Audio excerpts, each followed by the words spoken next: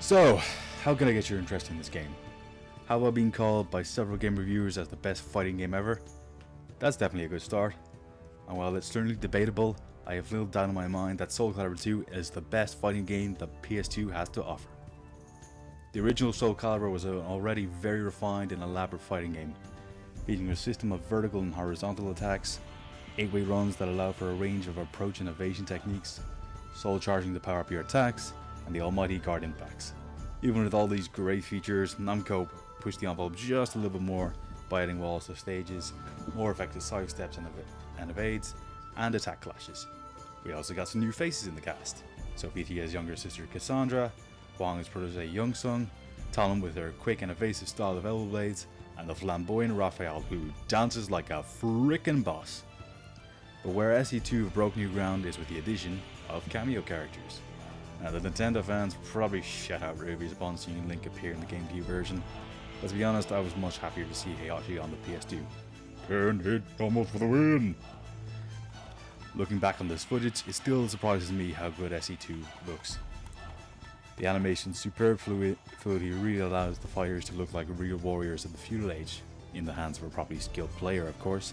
The soundtrack nicely complements the era and scenery of the stages. It's not quite as infectious as the soundtracks of Tekken or Street Fighter, but it doesn't need to be. So let's get into the nitty gritty of why I personally love SE2.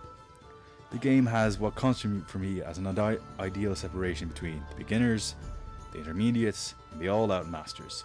You can be as aggressive as you like with the game's big bag of mix-up options to keep your opponent guessing, or you can just throw them if they're turtling, because that's how it works.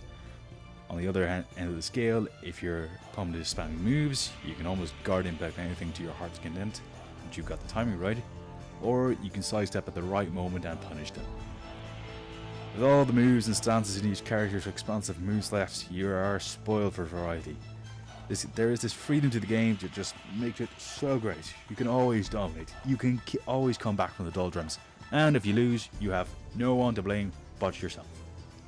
Now the game's not perfect, there are a few glitches like the 2G, but they don't have much impact outside the realm of high level play. SE2 also has buckets of content to suit all types of players. The Weapon Master mode is probably the best bonus mode I've seen in a fighting game to date, with loads of missions on unlockable stuff like extra weapons, costumes, game art, weapon demos. Is almost too much content. So that's my 2 cents on SE2. It's a fighting game that is bordering on perfection and one of my all-time favourites. And to any PS3 users who are getting Soul Calibur 2 HD Online Edition, I go by the name of Irish Akuma 13, and I'll take anyone on.